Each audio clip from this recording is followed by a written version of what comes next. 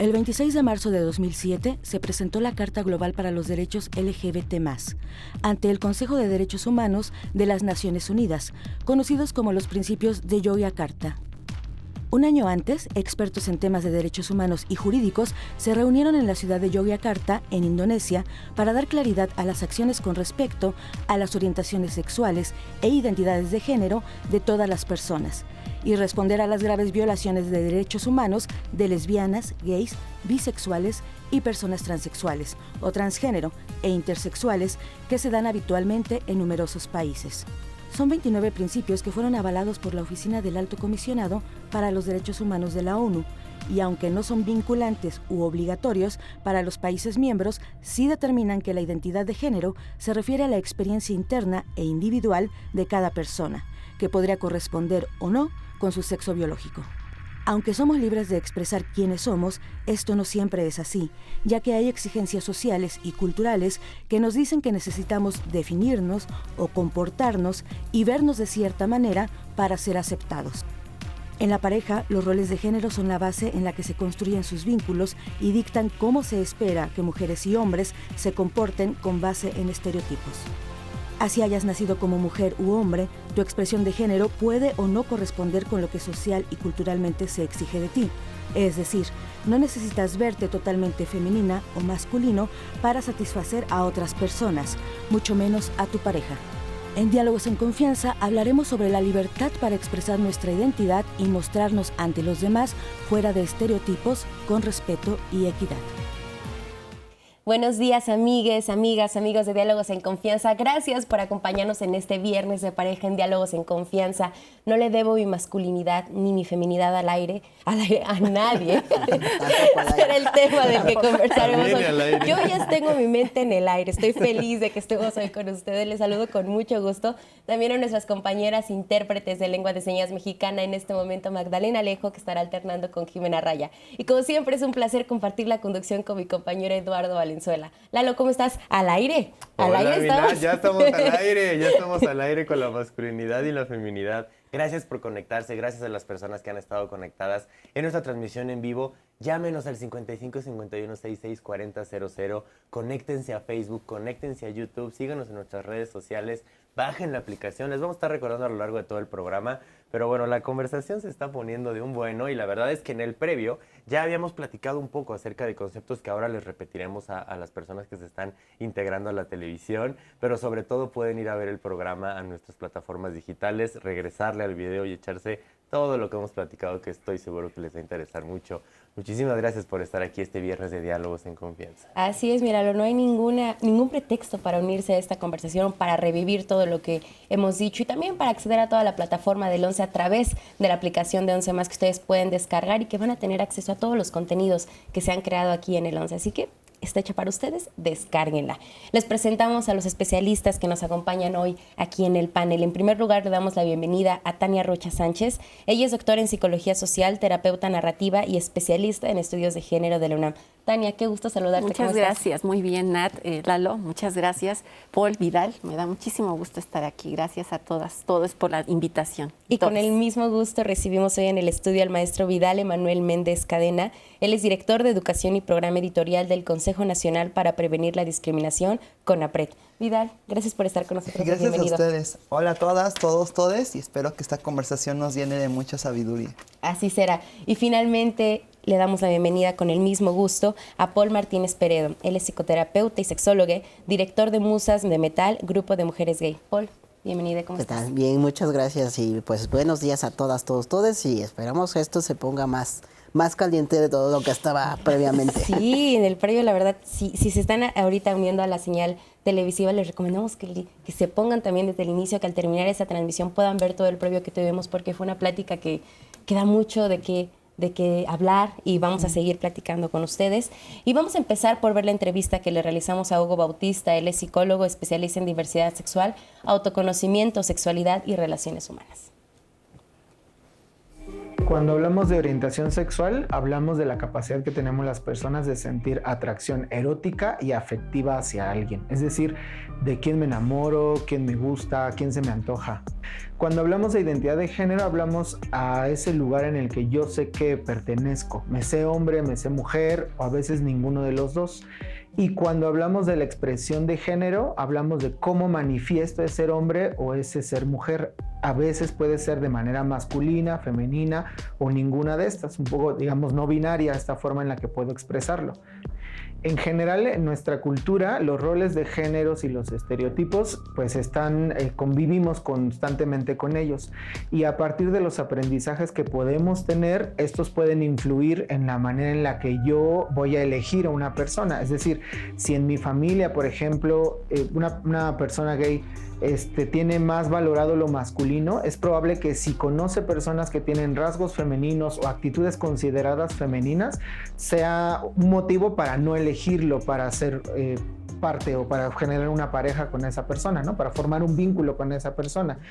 Y al mismo tiempo, ese tipo de roles y estereotipos, como están afuera en lo social, es algo que también incorporamos y llevamos a nuestras dinámicas en nuestras relaciones. Es importante decir que cada tipo de pareja que establecemos, sea parejas gays, lésbicas, entre personas bi con alguna otra orientación o incluso de la pansexualidad, todas se van a enfrentar a diferentes obstáculos o retos porque en nuestra cultura, digamos, solo está mucho más permitido lo heteronormal, ¿no? Y justo pensando en estos estereotipos y en estos roles como lo que hay que seguir, hombres y mujeres. Sin embargo, cada una de estas parejas pues va a adoptar el mecanismo que más le convenga, le beneficie. En una cultura que exige la masculinidad, lo masculino y lo femenino sobre las personas, es muy probable que en algún momento de nuestra vida nos hayamos adherido a eso, nos lo hayamos autoexigido y es muy probable que encontremos personas que también nos lo estén pidiendo. Y esto desafortunadamente es una situación de violencia porque no me permite a mí vivirme como realmente yo soy o como quiero expresar quién soy. Entonces a las personas no le debemos eso, es parte de lo que yo decido para mi vida, de cómo yo puedo integrar la masculinidad o la feminidad a mí y eso lo puedo llevar a cualquier ámbito. Integrar estos dos aspectos en nuestra vida es importante porque nos permiten desarrollarnos. En este sentido es más bien yo decido cómo los quiero integrar para mi vida, con qué me siento más a gusto y qué es lo que más me funciona a mí para vivir.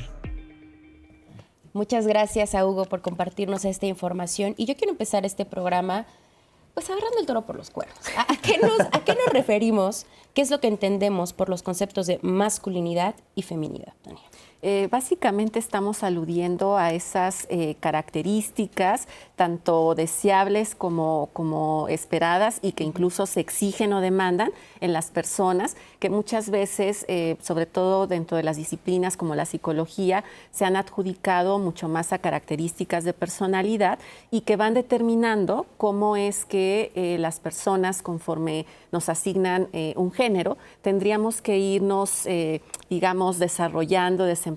Me parece importante aclarar que al final la masculinidad y la feminidad no solo quedan en esas características, sino que se van traduciendo en una visión como una especie de lentes desde las cuales tú empiezas a visualizar el mundo y vas definiendo que hay espacios, que hay actividades, que hay como circunstancias o incluso formas de comportarte, formas de estar con tu pareja, lo decía Hugo, que se consideran o se apalabran como femeninas o masculinas. Y algo muy importante sería incluso agregar que tiene mucho que ver o se puede manifestar, porque también ahí se ha establecido esta exigencia en nuestra expresión de género, cómo nos vestimos, nuestra apariencia, para quién es el cabello largo y para quién el corto, y entonces tiene que ver con estas construcciones que hacemos. Son comportamientos, rasgos de personalidad, lo decías, es una visión, es como ponernos unas lentes. Y desde estas lentes, Paul, ¿cuáles son esos rasgos que se esperan, por ejemplo, de la masculinidad de alguien que consideramos masculino?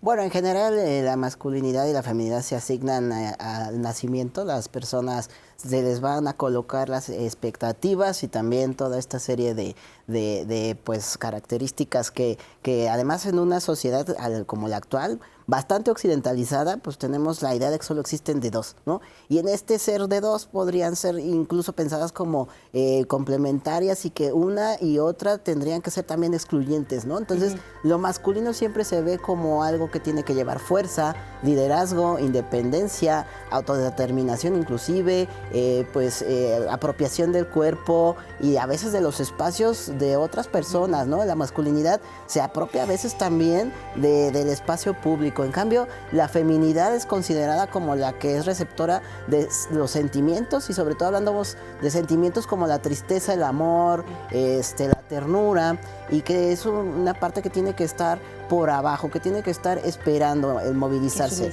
No tiene, sí, sobre todo esta parte de sumisión se considera más a la parte femenina, la debilidad, ¿no? Entonces, en contraposición con lo masculino, es como la feminidad siempre tiene que estar esperando ser elegida y que se le guíe, y además no puede decidir por sí, ¿no? Tampoco es dueña de su cuerpo. Vamos a ir a una pausa y seguimos andando en esos conceptos. No se vayan.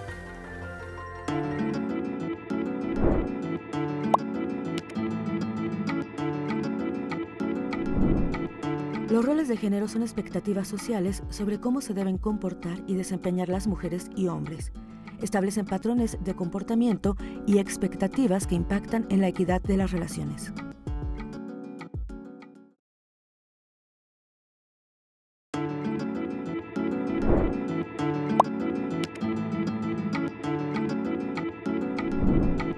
El género no binario se aplica a aquellas personas cuya identidad no se percibe ni como masculina ni como femenina. Muchas gracias por continuar con nosotros en Viernes de Pareja en Diálogos en Confianza. Hoy nuestro tema, no le debo mi masculinidad ni mi feminidad a nadie. Vamos a ver el testimonio de Mika. Ya en el bloque pasado hablábamos de qué entendemos por masculinidad y feminidad. Veamos el testimonio de Mika y ahondamos más. Bueno, yo soy Michelle León, me dicen Mika de cariño, es como un nombre más neutro. Tengo 34, soy de la ciudad y mi expresión de género es no binaria.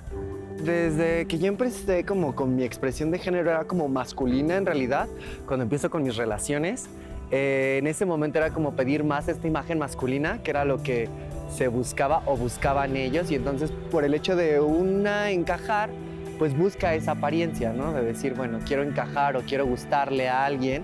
Entonces mi expresión se volvía un poco más masculina. Y ya en el proceso de ir creciendo, pues me fui descubriendo, y en realidad es como tengo esta dualidad que por fin acepté, que es tanto lo femenino como lo masculino, y que no me implica ningún problema el expresarlo como tal, ¿no? Algunas parejas pues solo me han pedido como el lado masculino, no tanto el femenino, sino casi siempre ando como muy... o puedo ser muy masculino o muy femenino, pero hasta ahí no me han como exigido o pedido. Como que llego a imponer, esta soy yo, te gusta, si no, o sea, me presento como soy en realidad en todo momento. Yo lo veo así, o sea, tanto el rol masculino como femenino creo que está inherente al ser humano en cualquier momento y en cualquier situación. Entonces el hecho de los roles de género que estén como muy establecidos o cerrados hace que tengamos ciertos problemas, ¿no? Como individuos. Yo lo veo desde mi punto de vista, ¿no? Que te empieza a complejizar la vida y empiezas a ver problemáticas que en realidad no serían necesarias sin esa cuestión de roles de género tan marcada. Lo personal es político, ¿no? Entonces, si yo no me defiendo como soy y no me respeto como soy, la demás gente no lo va a hacer. Entonces, en el momento en el cual yo me planto en este planeta como el ser que quiero ser y quiero experimentar, creo que eso es lo importante para defenderme, ¿no? Y ser feliz, más que nada es ser feliz, buscar la felicidad de uno con lo que quieres ser en esta vida. Solo venimos una vez y la vida dura muy poco como para preguntarte mil cosas. Para mí, la feminidad reafirmó mi masculinidad. Solo podría decir eso, o sea, es convivir con esas dos partes me ha ayudado a mí a ser feliz. Mika, muchísimas gracias por compartirnos tu testimonio.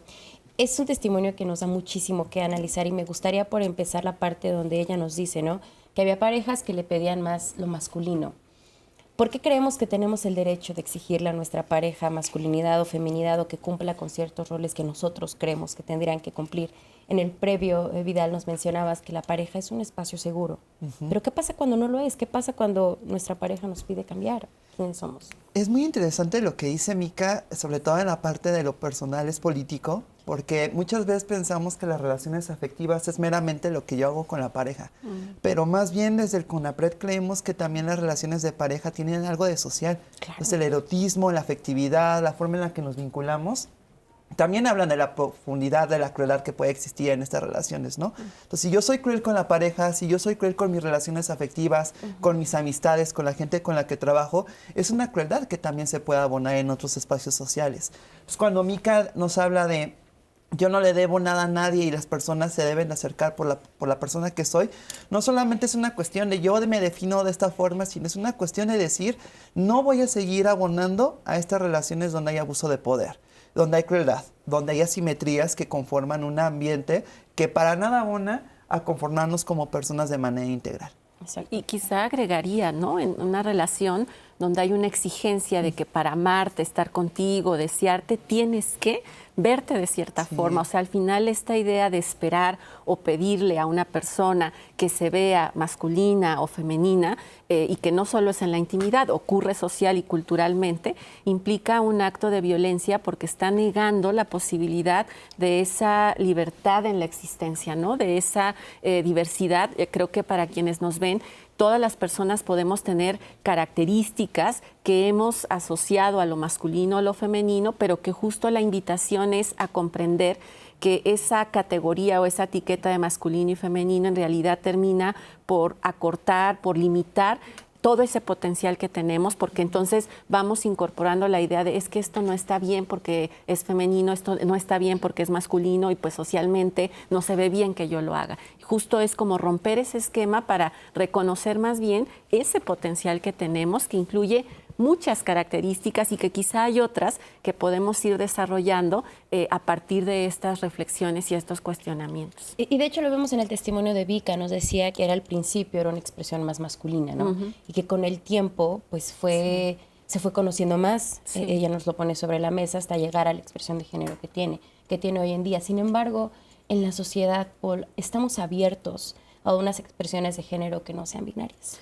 Esa parte a la actualidad ha causado mucha dificultad y pues la visibilidad de las personas se ha vuelto mucho más cotidiana, digamos que en las ciudades, en las grandes ciudades, pero hay ciertos lugares en donde todavía no es tan factible que la gente diga, oye, esta persona no la puedo colocar en una exclusividad o masculina o femenina, y menos cuando hay unas combinaciones, ¿no? Cuando hablamos de personas de género fluido o que están ambigénero, o sea, todavía hay estas otras nuevas maneras de expresión, bueno, nuevas en cuanto a terminología, porque ya había este tipo de representaciones, pero no es tan sencillo porque la expectativa cultural y social sigue siendo binaria, sigue siendo de solo tiene que haber feminidad y masculinidad, llamémoslo tradicional, como estaba yo mencionando, y una parte no solamente es cómo me visto y cómo me muevo, no, también es cómo me comporto. Entonces yo cuando pienso en esto de la exigencia de una pareja, pues no solo me va a exigir que me vista o me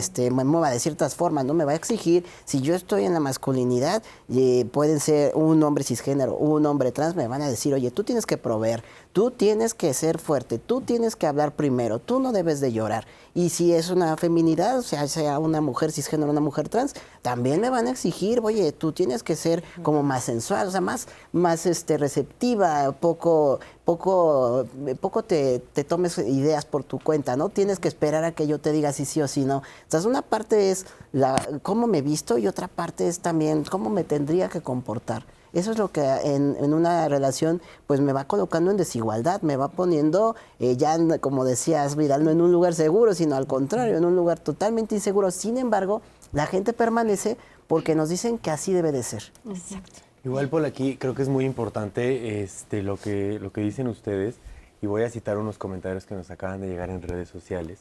Ángel nos dice, mi pareja me exigía más ser masculino, incluso en lo sexual. Me decía que los hombres lo hacen así o así. Fue desagradable. Muchas gracias, Ángel, por tu comentario. Qué duro, porque ya no solamente es en lo social, ya es en la cama, que me imagino, no quiero asumir, Ángel, y si me equivoco, por favor, aclárame, que ya es dentro de la cama a puerta cerrada la exigencia de la masculinidad en las relaciones. O sea, entonces creo que ya ahí como que supera un poco, ahorita lo vamos a comentar. Gracias por tu comentario, Ángel. Y también otro de Alexis que está muy agradecida con el programa, gracias a ti. Igual hay hombres que en las relaciones heterosexuales les piden a su pareja, maquíllate, vístete más femenina, hasta en la ropa interior. Hay ropa tan incómoda, pero como es sexy o femenina, hay que usarla para sentirse una mujer sensual. Afuera esas ideas retrógradas. Muchas gracias por sus comentarios. Solo quería poner estos temas sobre la mesa, porque creo que la exigencia de la pareja, algo que tú decías que es bastante importante, es pues si en la pareja no te sientes cómoda, cómodo con cómo te expresas y cómo es tu masculinidad y feminidad o cómo lo abordas, pues entonces cómo va a ser socialmente, ¿no? Por eso es que me parece tan importante problematizarlo y frente a algunos comentarios que se han hecho, el entender que no estamos hablando de algo que al final, insisto, pues cada quien que haga lo que quiera y listo, porque muchas veces, o sea, estamos hablando tanto de un filtro, una suerte de código pase, que si no lo cumples puede implicarte no solo la negación de tu existencia, sino el que no tengas acceso a una vida digna y vivible, porque hay un cuestionamiento, porque quizá no puedes conseguir un trabajo, te expulsan de la escuela, ¿no? O sea, hay una serie de elementos y por eso es tan importante. Te pueden golpear en la calle. Te pueden golpear o asesinar. Por eso es tan importante, sí, como convocar a todas las personas que nos están viendo en este momento a tener esta reflexión de que en realidad hablar de estos temas de la masculinidad y la feminidad no solo es porque estemos hablando de la diversidad sexual, sino porque todas las personas entramos en esta demanda y cada quien lo vamos interiorizando, le vamos dando mayor peso o no, pero al final se convierte en una exigencia que está todo el tiempo ahí, que puede tener efectos en nuestra salud, en nuestras relaciones, en nuestra vida en general, puede limitarnos y puede llevarnos a situaciones incluso pues que nos generen malestar y nos pongan en riesgo. Y justamente, perdón, adelante. Y justo pienso en los dos comentarios como estas violencias que se generan desde lo individual y lo personal hasta lo social, ¿no? Acá nos comentaban estas cuestiones de los patrones de mi pareja me obliga a hacer tal cosa, ¿no? Mi pareja me somete a tales cuestiones. ¿Qué pasa si volteamos a ver esto a una cuestión de salud sexual o salud reproductiva? Uso de anticonceptivos, violencias, roles, permisos, cuestiones de autorización. Me parece que entonces mucho de lo que nos comparten también tiene que ver de cómo los roles de género se traducen en comportamientos de violencia. Y siempre recordar pues a todas las personas que cuando alguien te violenta, cuando alguien te vulnera, cuando alguien te discrimina, ahí no es. Ahí no Exacto. es. Y de hecho, a propósito de los comentarios que nos leías, Lalo, de una mujer que decía que incluso le exigían cómo vestir y tal, tenemos el testimonio de Irán. Ella nos habla justamente de cómo es que su pareja le exigía ciertos comportamientos, cierta expresión de género. Vamos a verlo y lo comentamos. Tengo 41 años, soy ya una señora casada desde hace 12 años. Tengo una niña de 9 años actualmente y me dedico ahorita a lo que es al hogar. Tenía anteriormente yo un novio, se llamaba Luis. Ese novio le gustaba que yo vistiera de una forma muy sensual o muy atractiva, con una ropa ya muy cortita. A mi exnovio de hace muchos años no le gustaba verme con pantalón de mezclilla, con blusa cerrada. Él quería verme siempre con blusa muy escotada. Llegó un punto en el que pues él ya me compraba de cierta forma como que la ropa, ¿no? Llegaba con ciertos regalos y me decía, ay, mira, te compré este vestido, te compré este regalo y mira, está muy bonito, pruébatelo. Y pues sí me sentía algo incómoda porque sí era muy corto. Yo creo que nadie deberían de obligarlos a vestirse, ya sea a los hombres que, ay, no, es que no te vistes de rosa porque... Y siempre debes estar vestida de faldita porque eres niña, tú como hombre eres de niño pantaloncito y debes llevar las riendas y tú como hombre puedes hacer y deshacer lo que tú quieras y las niñas solamente tienen que dedicarse pues a lo que es a su casa. Y creo que hasta la fecha todavía hay ese estereotipo tanto en algunos trabajos como en la vida cotidiana, ¿no? Que todavía te ponen ciertos prejuicios, por llamarlo así, no sé cómo llamarlo, Afortunadamente en mi relación actual yo no tengo un complejo o no me imponen, más que nada es eso la palabra, que me impongan cómo vestirme. Sí, afortunadamente a mi marido, a mi esposo, no le da igual. A él me ha dicho, tú estás para mí hermosa, bella, como estás vestida, ¿no? Sin ningún problema, no me importa si estás hasta fodonga, como dicen. Para mí no me importa la vestimenta. Lo que me importa es lo de adentro y eso es lo que creo que a todos realmente nos debería de importar, ¿no? Me encanta el testimonio de Irán porque creo que nos da mucho de qué platicar, incluso mientras lo veíamos, ¿no? Recordamos cómo desde chiquitos, desde chiquitas, desde chiquites, se nos marca, ¿no? O sea, qué es lo que nos corresponde por considerarnos mujeres, por considerarnos hombres, como a las mujeres no nos permiten tal vez tomar talleres de electricidad, como a las mujeres nos toca corte y confección, como a las mujeres en su momento no se nos dejaba usar pantalones en las escuelas porque lo que tocaba era usar falda y cuidarte de que no se te vieran los calzones, o sea, tantas cosas con las que crecimos. Y con el testimonio de Irán me llama mucho la atención como nos dice que llegó un momento en el que su pareja le daba regalos.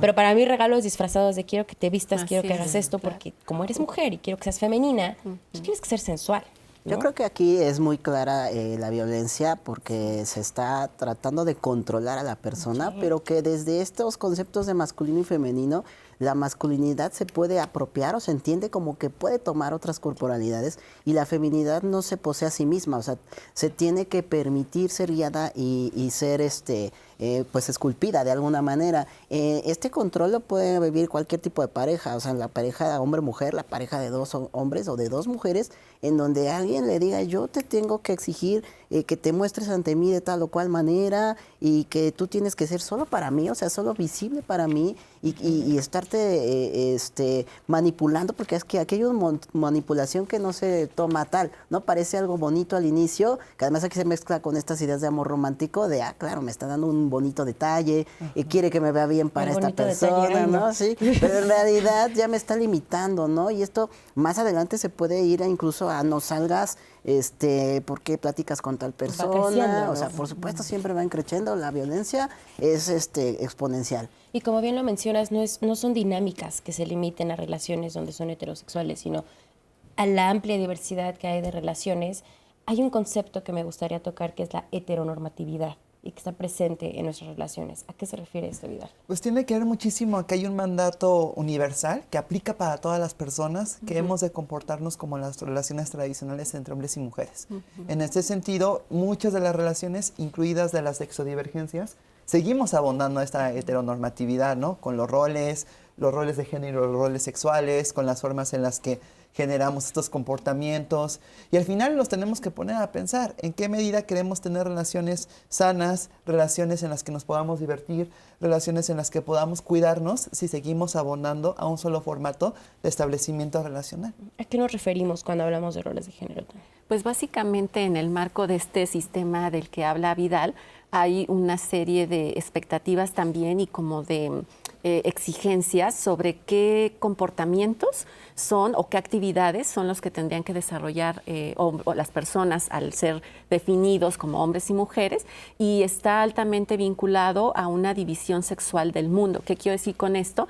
A que justo pensamos que aquellas cuestiones que tienen que ver con el cuidado, tareas domésticas, crianza, es el escenario de las mujeres, ¿no? Son los roles dentro de los cuales fundamentalmente tenemos que desempeñarnos, y en el caso de los varones, pensando en la proveeduría, pensando en habitar el espacio público, la cuestión del trabajo remunerado, que al final, o sea, estos roles terminan siendo no solo una expectativa de cómo tendrías que comportarte, sino, reitero, una exigencia y a la vez una limitación. Por ejemplo, porque con todos los cambios que tenemos, hoy en día hay carreras que se sigue esperando que son exclusivamente para hombres o mejor para hombres. Tenemos esta idea de que hay como habilidades casi innatas que traemos las personas que hacen que nos desempeñemos mucho mejor en uno u otro escenario. Exacto. De hecho, Lalo, nos hablabas de que en redes había una pregunta que querías poner sobre la mesa, ¿no? Sí, hay varias, la verdad, y creo que hay muchos temas.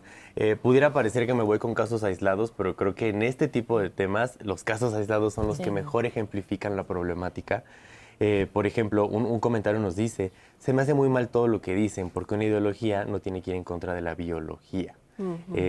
Muchas gracias, Samuel, por tu comentario. Creo que aquí lo interesante sería abordar el tema desde el punto social, ¿no? Que esto de lo femenino, lo masculino, el género es más social. Pues es que a veces pareciera que esa es la manera de justificar estas relaciones de poder abusivas en donde lo masculino va por encima de lo femenino, cuando se dice, por tu corporalidad, porque naciste con vulva, porque naciste con vagina, tus características tus características físicas te van a llevar a ser más débil, a dependiente, y el decir que culturalmente no tendría que ver es algo que se ha utilizado como herramienta. O sea, naturalmente las personas no es que nacimos en esta desproporción, ¿no? de la relación en lo que nos ha dicho la heteronorma, que es los hombres y las mujeres se tienen que relacionar de tal o cual manera. Entonces, esa parte la podemos empezar a tratar de reflexionar, que hace rato hablábamos de la deconstrucción, pues que tiene que ver con cómo voy desmontando todas estas ideas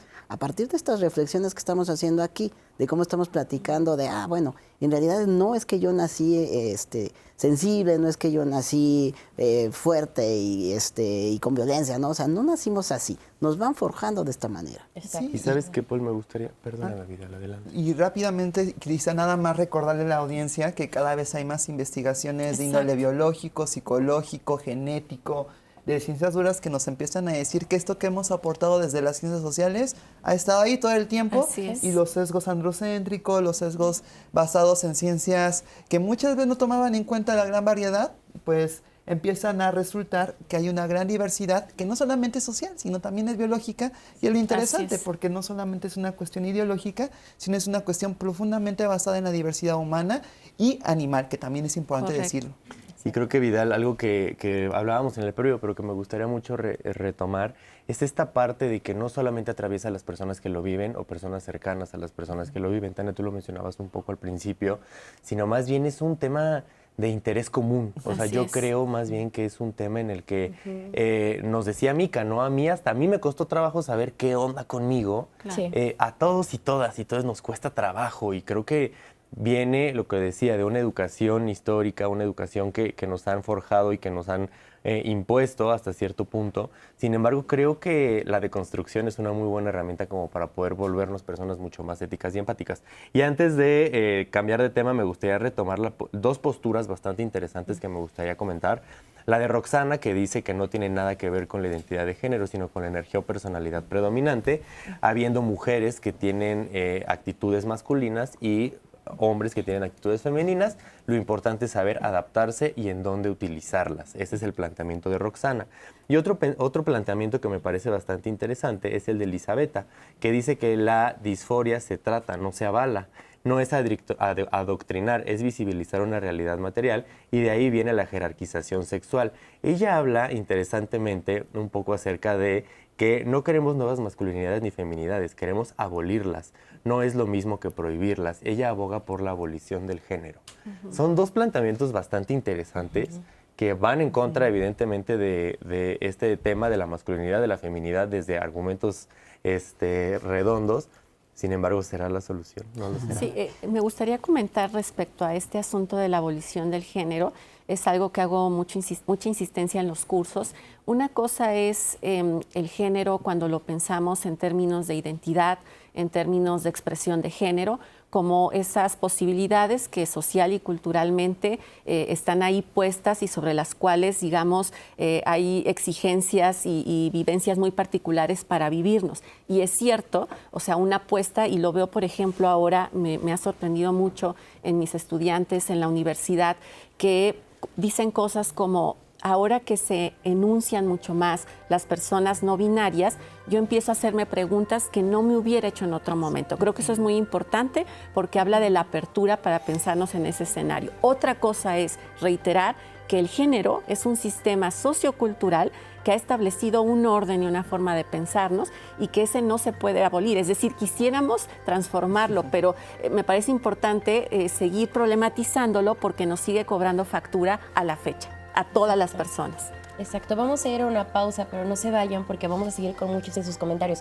Vámonos con uno antes de la pausa. Claro que sí. Tenemos, por ejemplo, el comentario de Sara que nos dice: a mí siempre me ha molestado el que mi familia me mencionen de manera despectiva que no cocino y por eso no soy una mujer completa. No me maquillo, visto de pants y nunca me gustó jugar con muñecas, etc. Así que ya se imaginarán. Sara, muchísimas gracias por tu comentario. Ahorita lo vamos a comentar. Vamos al corte que nos invitaba Nat y retomamos.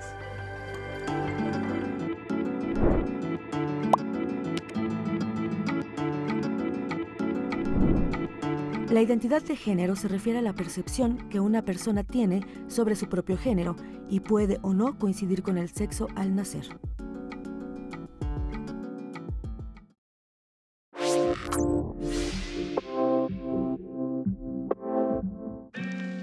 Fue en diciembre del 2009 cuando la Capirucha hizo historia al ser la primera entidad del país en aprobar el matrimonio entre personas del mismo género. Desde ese entonces esto ha crecido de manera muy positiva. Ahora las personas no binarias pueden contraer nupcias en 21 estados del país. Ha sido una larga lucha, difícil, que incluso ha costado vidas. Las personas no binarias son aquellas que no se identifican ni como hombres ni como mujeres. Y es que así como no todas las mujeres son iguales ni todos los hombres son iguales, las personas no binarias tampoco son iguales. Las personas no binarias pueden sentirse más o menos femeninas o masculinas o algo, ¿verdad?, en determinados momentos, e incluso renegar de ambos. Y en vez de usar el pronombre ella o él, suelen optar por ella. Y por eso debemos llamarles como estas personas nos indiquen. Ojo, no les estamos haciendo un favor, ¿eh? Simplemente es así como desean ser llamadas. Digo, si su servidora se identifica como Fernanda Tapia, pues yo agradecería sobremanera que me llamaran así, ¿verdad? Fernanda o Fer. Desde 2021, algunas estadísticas en México señalan que el promedio de matrimonios de personas no binarias es de aproximadamente 5,000 al año. Sin embargo, tan solo en 2022 se registraron 441 separaciones legales de parejas del mismo sexo, con lo que se observa un incremento en las cifras de años anteriores. Como ustedes pueden ver, las parejas y los matrimonios no binarios tienen los mismos problemas que las parejas y los enlaces binarios, incluso un poco más. Pues ellas tienen que enfrentarse a los prejuicios que, afortunadamente cada vez son menos en esta nueva sociedad que estamos creando. Los tiempos cambian. Es el momento de aceptar esta realidad que ha existido desde hace mucho y que la vemos como diferente, en la que quepamos todos, todas, todes y en la que nadie se sienta con el derecho de menospreciar a otros y mucho menos que crea que es una dádiva reconocer a quien es distinto y sus derechos. Ya vámonos quitando de una vez por todas esas telarañas de la cholla, ¿verdad? Nadie le debe a nadie su feminidad o su masculinidad. Así de claro, uno puede ser lo que quiera. Para Diálogos en Confianza, Fernanda Tapia. Muchísimas gracias, Fer Tapia, por siempre sacarnos una sonrisa y por dejarnos más claras estas cosas. Y como dices, afortunadamente la visibilidad de las personas no binarias y de todas estas personas que buscan el lugar que siempre merecieron en la sociedad, pero que se les ha sido oprimido, aún es menor. Entonces creo que muchísimas gracias. Gracias por seguir tocando estos temas.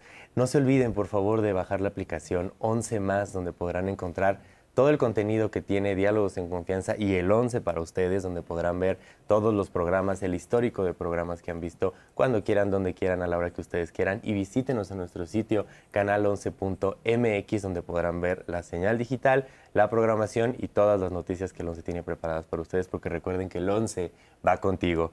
Y también les quiero leer algunos comentarios, los últimos de este último bloque, lamentablemente, pero recuerden que le pueden regresar al previo y ahí nos echamos un platicón, que qué bárbaro.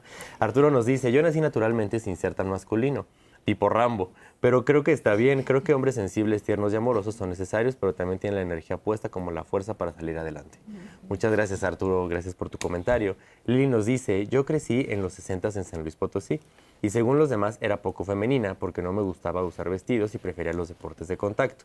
Y varias niñas me llegaron a decir que yo era muy machorra porque me vestía como hombre por usar pantalones y jugaba como hombre porque me gustaba el fútbol, trepar árboles y usar patineta. Yo tenía 10 años y hasta me llegaron a preguntar que si me gustaban las niñas. Me acuerdo que me sentí muy confundida. Entendí esa pregunta años más tarde cuando conocí la palabra lesbiana. Muchísimas gracias, Lili. Pues creo que esta historia representa muchas historias y muchas realidades de niñas, niños y niñas, tanto en México como en el mundo. Y pues al final creo que de aquí rescatar de Lili es esta parte que les mencionaba, el desconocimiento que todas, todos y todos tenemos. O sea, el ser lesbiana, el ser gay, el ser una persona no binaria, el ser una persona trans, no te hace conocer todo de inmediato. Se necesita tener la duda, interesarse en quitársela e investigar para poder tener pues sociedades mucho más equitativas, y también verán que el beneficio colateral será muy bueno tanto para ustedes como para las personas que les rodean. Muchas gracias por tu comentario. Paola nos dice, es complicado desprenderte de los roles de género. Tengo mi pareja mujer y aunque lo noto, lo reflexiono y trato de romperlos, siguen estando presentes en nuestra relación. Yo me posiciono con el rol de género mujer y ella adopta ciertos comportamientos establecidos de hombre. Me hace falta romper muchísimos más paradigmas y crearme nuevas narrativas. Muchas gracias, Paola. Creo que rescato de Paola lo interesante que es que no solamente es en expresión de identidad, sino también en actividades del hogar, ¿no? Sí, y en roles del hogar, que pasa mucho. Seguir pensando, ¿no? Que aunque seas una pareja homosexual, a alguien le va a tocar el rol masculino y a alguien el rol femenino. Sí, creo que eso es bastante interesante para platicarlo ahorita, porque pasa en las relaciones homosexuales mucho, bueno, desde mi experiencia, quién es la niña y quién es el niño, ¿no? Y por los roles que... Y quizá nada más insistir en que hablamos de un proceso, en esta idea de construir y replantearnos, no es algo que ya mañana amaneces toda transformada, sino es un proceso y estaremos como que constantemente en ello, ¿no? Quizá hay áreas más fáciles y otras que se vuelven más complejas, pero un poco para bajarle también a la angustia de no, es que no me estoy deconstruyendo o me falta como tener el deconstruir. Sí. Pero yo creo que vale la pena aclarar también que a veces sí puede coincidir que la expresión de género masculina tenga que ver o no con la orientación sexual, porque no todas las mujeres que se ven masculinas tendrían que pensarse que son lesbianas, ni todas las lesbianas tendrían que ser masculinas, porque eso también puede crear, en este mundo de exigencias, incluso hay mujeres que se pueden cuestionar su gusto por las mujeres al decir, ay, yo soy muy femenina, ¿sí será que me gustan? O sea, puede crear estas confusiones porque se da por hecho que la masculinidad va pegada a la lesbiandad y que la feminidad va pegada a la homosexualidad de los hombres, y no es así. O sea, tampoco es una cuestión que incluso hay mucha gente que es invisible porque no cubre estos estereotipos que la sociedad ha colocado y que además pues devalúan a las personas, ¿no? Porque cuando tú eres señalada como una mujer masculina no es que te aplaudan tampoco, también ya te están bajando puntos socialmente. Entonces esto de la exigencia nadie se libra, es una problemática que podemos encontrar en todo tipo de parejas, tanto de dos hombres, dos mujeres, un hombre y una mujer, o incluso de más posibilidades, porque además hemos hablado de dos, pero puede haber personas que se relacionen con tres más personas, ¿no? Claro, y creo que al final, no quiero romantizar la problemática, evidentemente, pero cuando te pones estas lentes que decías, Tania, te enfrentas a un mundo tan diverso y tan interesante que te quita de mucho aburrimiento de decir siempre va a ser lo mismo por las exigencias sociales, ¿no? No es porque nos divertamos con esto, pero sí, ves la diversidad de una manera diferente y hasta beneficiosa, ¿no? Sí, justo pensar, como hemos dicho desde el inicio, en el previo, de la importancia de romper con el binario, ¿no? Creo que aquí el interés y lo importante es que la chica, los chicos, las chiques, quienes están en una fase de crecimiento y de autorreconocimiento, sepan que no tienen que comportarse de determinada manera, ni siquiera con los roles establecidos dentro de los colectivos sexodivergentes, y la importancia de asumirnos como en proceso. Esto quiere decir que hoy puedo ser una persona, pero posteriormente en algunos años seré otra, porque los roles no son cerrados, es una construcción y la identidad va por ello. Vamos creciendo, vamos cambiando, vamos conociendo. Y aquí lo importante sería que dentro del núcleo de la familia, la pareja, las amistades, la sociedad, pues no permitamos ninguna forma de violencia, de rechazo. En los comerciales hablábamos de pues esta normalización del rechazo, pues más bien hay que normalizar o hay que cambiar para modificar estas estructuras de poder que nos han sometido a muchas personas que nos reconocemos en otra gama, o a aquellas personas que sí se acoplan más a la normativa, pero también viven violencia. Y agregaría, perdón, rápidamente, adelante, que por favor. no solo es no le debo mi masculinidad o mi feminidad a nadie, sino que empecemos realmente a desprender la idea de que a partir de la masculinidad o la feminidad o las posibilidades en las que me puedo vivir en ese horizonte, no determina mi valor como persona ni cuánto me puede amar o no una persona. Es decir, es algo independiente del valor o la valía que yo puedo tener como persona, como me viva. Mencionas mucho algo muy importante, Tania, porque últimos 2 comentarios para Adelante, seguir con la adelante. conversación. Alexis nos pone el otro lado, nos dice, me encantan las personas que se permiten integrar nuevas ideas, nos hace más libres. Las personas que se espantan, incluso hasta se expresan con odio y aberración, imagino lo limitados que pueden sentirse en la sociedad. Pero bueno, estamos en un proceso de transformación universal. Gracias por este tipo de programas. Yo misma he podido transformarme. Alguna vez también me burlé, alguna vez también discriminé. Ahora comprendo que estaba sometida a la Matrix. La información salva. Muchas gracias, Alexis. Creo que esta historia... Ay, hasta la piel chinita se me abrazamos. puso. Estuvo increíble. Y por último, quiero leer este comentario y ya. Vamos a dejar los comentarios ahí. Muchas gracias por participar a todas y todos para darle voz a ustedes, que son las personas que siempre nos llenan de mucha información. Marlene nos dice... Hola, buenos días. Lo primero que deben aprender como comunidad es prepararse para el rechazo, por la ignorancia de la gente, ya que no se piensa de la misma manera. Saludos. Wow. Muchas gracias, Marlene. Un comentario que nos compartiste fuera del aire y que decimos que tiene mucho que analizar. Es triste pensar que una persona se percata desde muy joven que hay este rechazo y por eso imposibilita a veces las salidas del closet, ¿no? El que yo me visibilice es justo porque sé que no me van a aceptar y lo pueden saber niñas, niños, niñas, ¿no?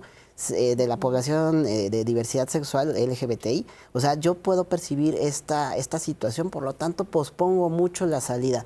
Y también algo que sabemos es que las personas podemos estar sometidas a doble estrés que se conoce como estrés de minoría. Entonces realmente no es tanto que yo me predisponga a que me van a colocar en un lugar de violencias, ya lo sé. Más bien yo invitaría a que las personas digan, ¿cómo yo puedo ayudar a que la gente no viva esas violencias?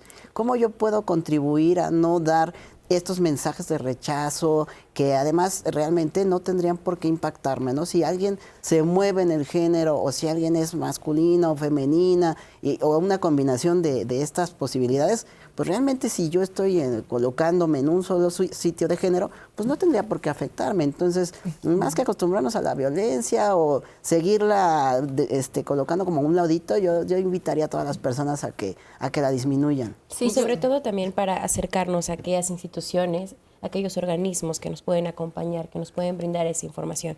Y a propósito de esto, vamos a ver el mensaje que nos tiene preparado esta semana el Consejo Ciudadano.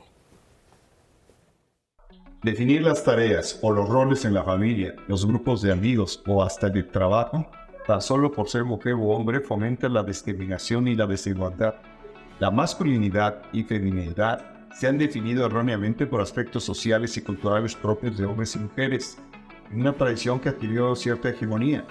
Son representaciones simbólicas inculcadas desde la infancia en la familia y transmitidas de generación en generación, junto con valores y costumbres que terminan por establecer lo propio de cada sexo. Esto va cambiando. Por ejemplo, se dice que ellas son sentimentales mientras ellos no deben llorar o mostrar emociones. O la mujer está hecha, se dice, para la formación de las y los hijos y el varón para ser el proveedor económico. Dentro del círculo familiar, madres y padres tienen un papel fundamental para desestimular estos estereotipos. Niñas y niños deben ser cuidados por igual, con las mismas responsabilidades y actividades. Y si en el proceso necesitas ayuda, el Consejo Ciudadano de la Ciudad de México ofrecemos orientación emocional gratuita y 24/7 a través de la línea de seguridad o chat de confianza 55 55 33 55 33. Muchas gracias al Consejo Ciudadano por sus mensajes y sobre todo por la labor que realizan. Y Lalo nos dejaba sobre la mesa un comentario en el que decían que personas que pertenecen a la diversidad tendrían que anteponerse a la idea de que serán rechazadas. ¿Y qué tal si tomamos el comentario de Paola que habla de otras narrativas? Y en lugar de acostumbrarnos al rechazo, nos acostumbramos al cuidado. O nos acostumbramos a que en las aulas empiecen a hablar de estos temas. Sí. O nos acostumbramos a rechazar los comentarios de odio que salen en redes sociales.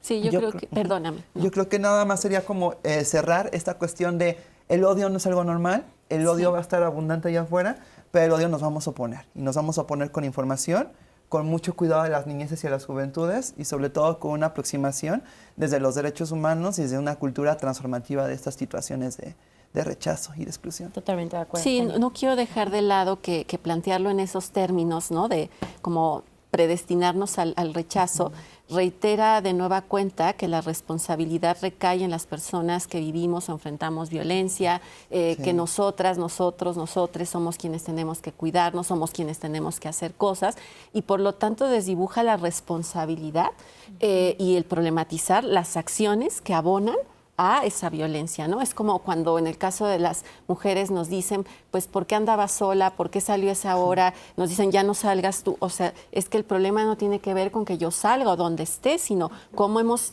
instalado y fomentado que una persona pueda simple y sencillamente, porque no está de acuerdo con cómo te ves, dónde estás, quién eres, en el marco de esta posibilidades alrededor del género, que decida violentarte o agredirte, ¿no? Entonces creo que es importante pues cambiar ese paradigma para más bien ver qué necesitamos hacer para fomentar desde la educación en casa y fuera de casa el respeto, el reconocimiento y justo el que podamos aprender a convivir en esta enorme diversidad que no solo tiene que ver con lo sexual, sino en general con que cada una de las personas somos distintas. Exacto.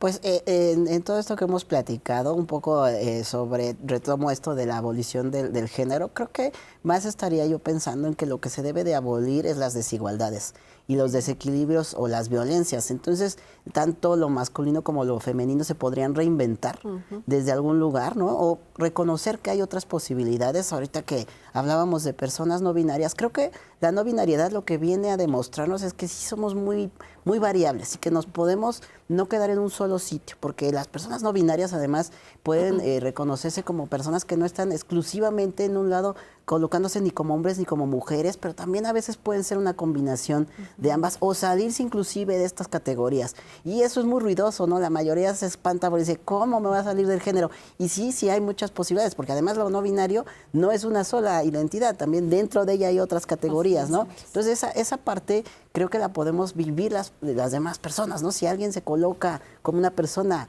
que solo se considera en un género, pues también de repente poder decir, bueno, ¿y en qué momento yo sí me doy permiso de tener ciertas actitudes que son consideradas femeninas o masculinas, las puedo vivir libremente sin restricciones? O sea, por eso digo, lo que hay que quitar es estas restricciones, las obligaciones que nos imponen y las jerarquías. O sea, creo que eso sería a lo que tendríamos más que estar abonando y no tanto a señalar a las personas, también quitarnos las policías del género. Sí. Eso es importante, o sea, ¿dónde estoy yo? Y no estar viendo dónde están las otras personas y obligándolas a restringirse también. Sí. Hemos hablado, ¿no?, como a nivel social, a nivel público, cómo se puede hacer. Y en la esfera de lo privado, si dentro de mi relación de pareja en este momento me doy cuenta que tengo esa dinámica en la que se me exige cierto tipo de características, cierto tipo de comportamientos, cómo encaminar a cambiar estas dinámicas, cómo hacer una relación más equitativa y sobre todo esto es negociable.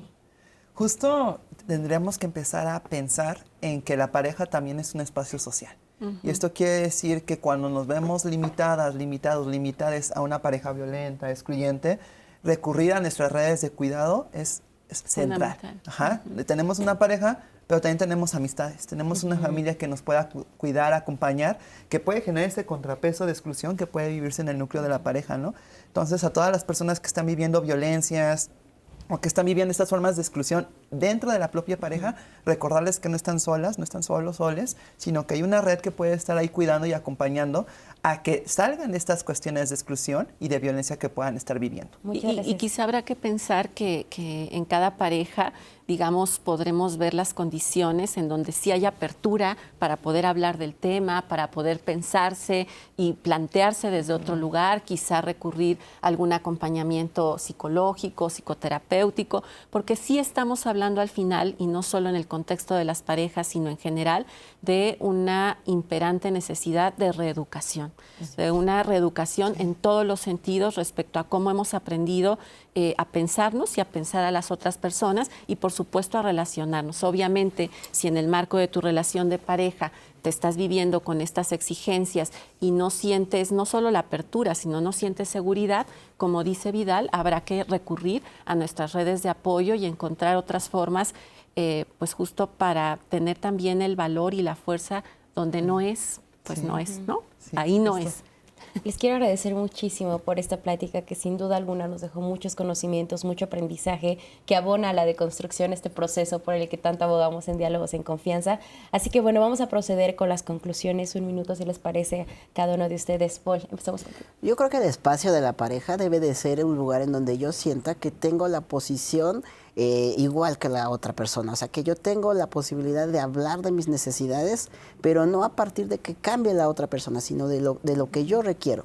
Y que también la otra persona no tiene por qué imponerme a mí condiciones, ni transgredir mi espacio, ya sea el físico ni el corporal. Eso es lo que propongo, que creo que sería más saludable para las relaciones de pareja. Muchas gracias. Dani. Yo no dejaría, o sea, insistiría más bien a quienes nos vieron el día de hoy en pensar cómo a partir de estos estereotipos y estas exigencias hemos vivido limitaciones, justo atrevernos a pensar qué hubiera sido posible en nuestras vidas de no haber estado bajo esos parámetros, para pensar entonces en cómo podemos construir a partir de ahora en adelante otro futuro, otros horizontes para nosotras, nosotros y para las infancias, adolescencias y juventudes que están en proceso. Muchas gracias. Vidal. Claro, y pensar la pareja como un espacio de liberación en el que vamos a aprender, vamos a soltarnos con las cadenas, romper las desigualdades, pero para ello requerimos información, requerimos estas redes de cuidado y invitarles que en CONAPRED tenemos cursos en línea y libros completamente gratuitos para quien quiera abonar más al tema, y sobre todo recordar que la exclusión no es normal y tenemos que transformarla de raíz. Muchísimas gracias, gracias. Lalo, gracias por traernos la voz de la audiencia. Muchísimas gracias a ti, Minat. Unos comentarios últimos que nos van a poder ayudar a entender un poco más la conversación. Buen día, soy de la tercera edad. En consecuencia, no soy chavorruco y sí muy tradicional. ¿Cómo asimilar que mi hijo se vista de mujer? Jesús, muchas gracias. Regrésale al programa y pues visita las instituciones, COPRED, CONAPRED, las instituciones que representa Paul, Tania, terapeuta. Creo que eso podría ayudar mucho a hacerte entender un poco más la situación por la que está pasando tu hijo, hija o hije. Patricia nos dice, efectivamente, a mí me gustaba de niña cosas de hombres como subir a los árboles, jugar canicas, cochecitos, también jugaba a la comida, muñecas, rechazaba desde niña esas diferencias culturales creadas. También me gusta practicar el deporte masculino de observar la belleza femenina, pero no por eso quiere decir que a mí me atraen físicamente los hombres.